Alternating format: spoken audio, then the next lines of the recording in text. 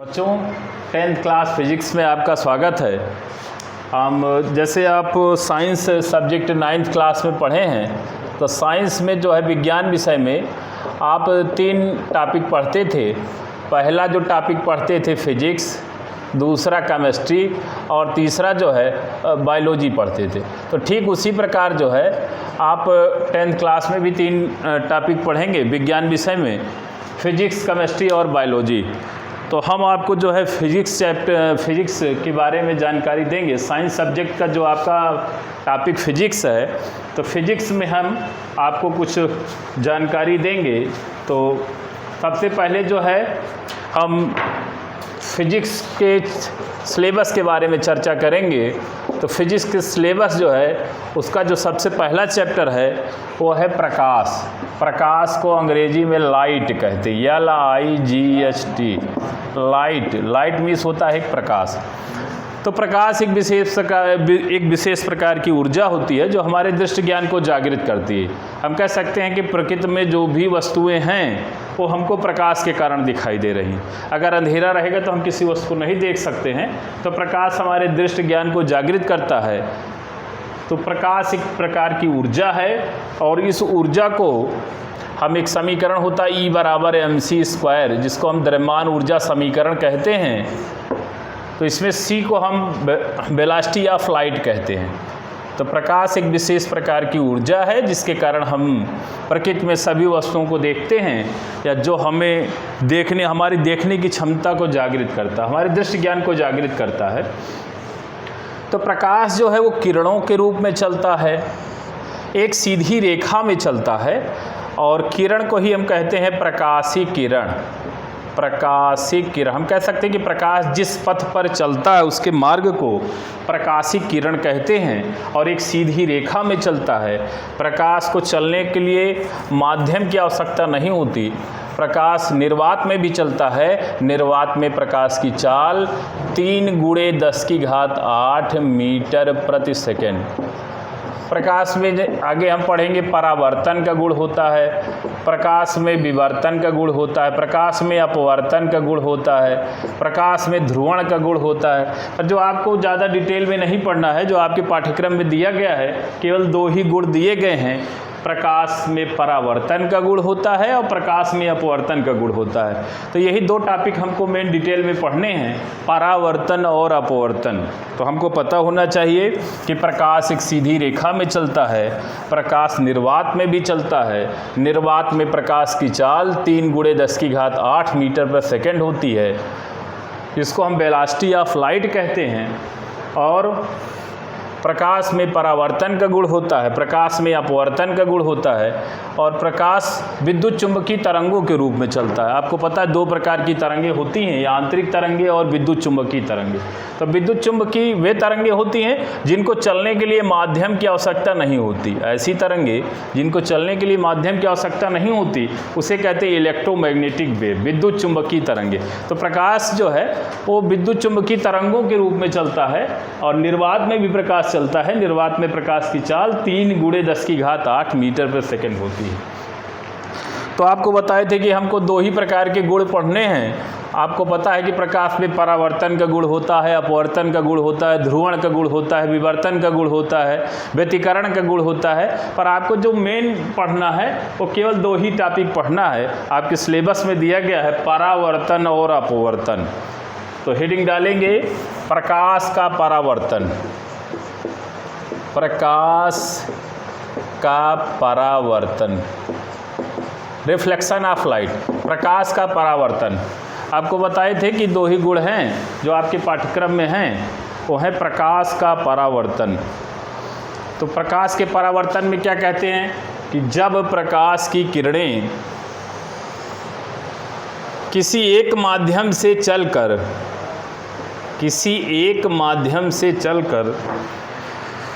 दूसरे माध्यम के चिकने अथवा पॉलिशदार तल से टकराती हैं, तो टकराने के पश्चात उनका अधिकांश भाग पुनः पहले माध्यम में वापस लौट आता है। प्रकाश की इस घटना को प्रकाश का परावर्तन कहते हैं। तो जो पहले माध्यम में किरण होती है उसको कहते हैं आपतित किरण। आपतित किरण ये आपतित किरण जो होती है ये दूसरे माध्यम के जिस सीमा पृष्ठ पर टकराएगी, तो जिस बिंदु पर टकराएगी उसको कहेंगे आपतन बिंदु, आपतन बिंदु।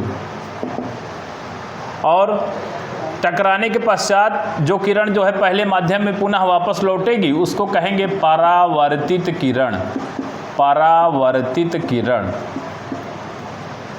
एक हो गई आपतित किरण, दूसरा हो गया परावर्तित किरण, और जिस बिंदु पर टकराएगी उसको कहेंगे आपतन बिंदु। अगर हम आपतन बिंदु पर लंब खींचें तो इसको कहते हैं अभिलंब, अभिलंब।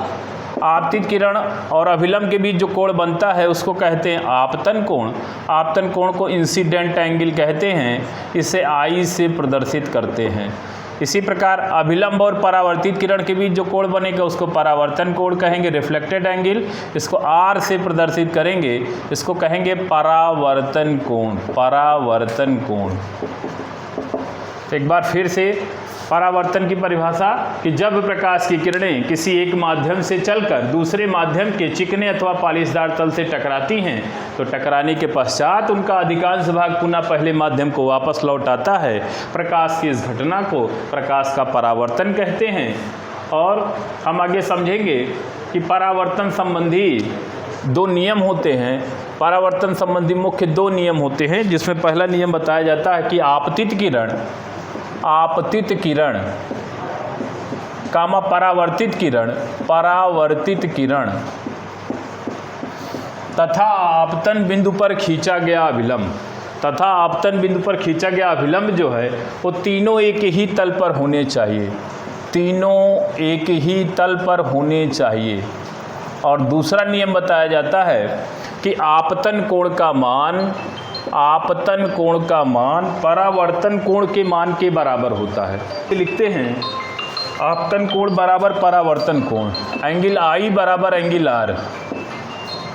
एंगल आई बराबर एंगल आर को जो है हम परावर्तन कोण कहते हैं। एंगल आई को आपतन कोण और एंगल आर को परावर्तन कोण, तो इसे ही हम परावर्तन का दूसरा नियम कहते हैं। परावर्तन का दूसरा नियम है एंगल आई बराबर एंगल आर। तो यही है प्रकाश का परावर्तन। जिसके बाद जो आपकी नई हेडिंग है वो नई हेडिंग है गोली दर्पण, गोली दर्पण, गोली दर्पण जिसको हम सर्किल मिरर कहते हैं। गोली दर्पण में हम कहते हैं कि गोली दर्पण जो होता है हमारा वो कांच के खोखले गोले का एक भाग होता है। गोली दर्पण जो होता है, कोई भी गोला होगा, गोले का एक भाग जो होगा, हम गोले के भाग को डॉट डॉट द्वारा प्रदर्शित कर रहे हैं, तो कांच के खोखले गोले का एक भाग जो होगा उसी को हम जो है गोली दर्पण कहते हैं। गोली दर्पण जो होता है वो कांच के खोखले गोले का एक भाग होता है, जिसके एक तल पर पारे की कलई की गई होती है, एक तल पर पारे की कलई की गई होती है अथवा लाल ऑक्साइड का पेंट लगा होता है। पारे की कलई, पारे की कलई या लाल ऑक्साइड का पेंट लगा होता है, लाल ऑक्साइड का पेंट लगा होता है। और दूसरा तल जो है परावर्तक तल होता है। गोली दर्पण का दूसरा तल जो होता है वो परावर्तक तल होता है। तो गोली दर्पण का एक पृष्ठ जो है उभरा हुआ होता है और एक पृष्ठ दबा हुआ। उभरे हुए पृष्ठ को उत्तल पृष्ठ कहते हैं और दबे हुए पृष्ठ को अवतल पृष्ठ कहते हैं। तो गोली दर्पण दो प्रकार के होते हैं, एक होता है अवतल दर्पण, अवतल दर्पण, और दूसरा होता है उत्तल दर्पण। तो दो प्रकार के गोली दर्पण होते हैं, एक होता है अवतल दर्पण और दूसरा होता है उत्तल दर्पण। तो अवतल दर्पण क्या है? यदि प्रकाश का परावर्तन गोली दर्पण के दबे हुए पृष्ठ से हो, यदि प्रकाश का परावर्तन इस प्रकार हो रहा हो कि यदि प्रकाश का परावर्तन गोली दर्पण के दबे हुए पृष्ठ से हो रहा हो तो इस प्रकार के दर्पण को हम कहते हैं अवतल दर्पण, अवतल दर्पण। इसी प्रकार दूसरा दर्पण होता है जिसको हम कहते हैं उत्तल दर्पण। उत्तल दर्पण में क्या कहते हैं? उत्तल दर्पण में कहते हैं यदि प्रकाश का परावर्तन गोली दर्पण के उभरे हुए पृष्ठ से हो, यदि प्रकाश का परावर्तन गोली दर्पण के उभरे हुए पृष्ठ से हो तो इस प्रकार के दर्पण को हम कहते हैं उत्तल दर्पण, यदि प्रकाश का परावर्तन गोली दर्पण के उभरे हुए पृष्ठ से हो रहा हो तो इस प्रकार के दर्पण को हम कहते हैं उत्तल दर्पण। तो दो प्रकार के दर्पण होते हैं गोली दर्पण, एक को कहते हैं अवतल दर्पण, दूसरे को कहते हैं उत्तल दर्पण। आगे हम समझेंगे दर्पण संबंधी मुख्य परिभाषाएं। तो दर्पण संबंधी मुख्य परिभाषाओं में सबसे पहले बताया जाता है दर्पण का ध्रुव, दर्पण का ध्रुव। दूसरा बताया जाता है वक्रता केंद्र, और तीसरा बताया जाता है वक्रता त्रिज्या, वक्रता त्रिज्या। चौथा बताया जाता है मुख्य अक्ष, मुख्य अक्ष। पांचवा बताया जाता है मुख्य फोकस, मुख्य फोकस या फोकस कहते हैं, मुख्य फोकस को फोकस भी कहते हैं। और छठा होता है फोकस दूरी, छठा फोकस दूरी। और सातवां फोकस तल। ये 7 परिभाषाएं आपको याद करनी पड़ेंगी। इन्हीं 7 परिभाषाओं से आगे हम समझेंगे दर्पण द्वारा प्रतिबिंब का बनना, चाहे अवतल दर्पण हो चाहे उत्तल दर्पण। अगर 7 परिभाषाएं याद हैं आपको तो आगे आपको समझ में आएगा प्रतिबिंब का बनना, प्रतिबिंब का बनना गोली दर्पण अर्थात अवतल दर्पण द्वारा प्रतिबिंब का बनना चाहे उत्तल दर्पण द्वारा प्रतिबिंब का बनना। तो सबसे पहला क्या है ध्रुव। ध्रुव को हम कहते हैं कि गोली दर्पण जिस खोखले गोले का बना होता है उसके परावर्तक तल के मध्य बिंदु को, गोली दर्पण जिस खोखले गोले का बना होता है हम कहते हैं उसके परावर्तक तल, जो भी परावर्तक तल होता है उसके मध्य बिंदु को हम दर्पण का ध्रुव कहते हैं। और दर्पण का ध्रुव को P से लिखते हैं। दर्पण में जो भी दूरी नापते हैं हम P से नापते हैं। दर्पण में जो भी दूरी नापेंगे वो दर्पण के ध्रुव से नापेंगे और ध्रुव को P से प्रदर्शित करते हैं। दूसरा पॉइंट है वक्रता केंद्र। वक्रता केंद्र किसे कहते हैं? हम कहते हैं कि कोई भी गोला बनाएंगे तो किसी बिंदु को केंद्र मानकर बनाएंगे। हम कहेंगे गोली दर्पण जिस खोखले गोले का बना होता है उसके केंद्र को वक्रता केंद्र कहते हैं और इसे C से प्रदर्शित करते हैं। आपको पता सेंटर में इस केंद्र होता है तो वक्रता केंद्र को C से प्रदर्शित करते हैं। तीसरा है वक्रता त्रिज्या। वक्रता त्रिज्या कह सकते हैं कि P और C के बीच की दूरी जो होती है उसे ही वक्रता त्रिज्या कहते हैं। वक्रता त्रिज्या को R से प्रदर्शित करते हैं, वक्रता त्रिज्या को R से प्रदर्शित करते हैं। या दूसरी परिभाषा हम कह सकते हैं कि गोली दर्पण जिस खोखले गोले का बना होता है उसकी त्रिज्या को वक्रता त्रिज्या कहते हैं। या दर्पण के ध्रुव और वक्रता केंद्र के बीच की दूरी जो होती है उसे ही वक्रता त्रिज्या कहते हैं। चौथा पॉइंट है मुख्य अक्ष। मुख्य अक्ष किसे कहते हैं? दर्पण के ध्रुव और वक्रता केंद्र को मिलाने वाली रेखा जो होती है उसे ही मुख्य अक्ष कहते हैं। दर्पण के ध्रुव और वक्रता केंद्र को मिलाने वाली रेखा मुख्य अक्ष कहलाती है। मुख्य फोकस क्या है?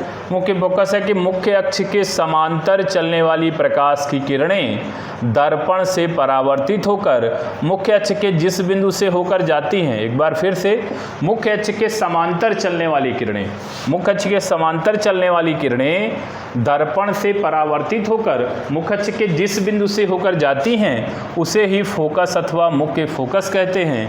इसे कैपिटल F से प्रदर्शित करते हैं। छठी परिभाषा फोकस दूरी। फोकस दूरी क्या होती है? दर्पण के ध्रुव और मुख्य फोकस के बीच जो दूरी होती है उसे ही फोकस दूरी कहते हैं। दर्पण के ध्रुव और मुख्य फोकस के बीच की दूरी फोकस दूरी कहलाती है और इसे ही स्मॉल f से प्रदर्शित करते हैं। एक संबंध होता है फोकस दूरी और वक्रता त्रिज्या में, F बराबर R/2। F का मान जो है R/2 के बराबर होता है, या R बराबर हम कह सकते हैं 2F। वक्रता त्रिज्या जो है फोकस दूरी की 2 गुनी होती है, या फोकस दूरी वक्रता त्रिज्या की आधी होती है। फिर इसी प्रकार 7वीं परिभाषा फोकस तल। फोकस तल क्या होता है? फोकस तल जो है मुख्य अक्ष के लंबवत होता है और मुख्य फोकस से होकर जाता है। हम कह सकते हैं कि मुख्य अक्ष के लंबवत और मुख्य फोकस से होकर जाने वाले तल को फोकस तल कहते हैं। इसे F1 F2 से प्रदर्शित करते हैं।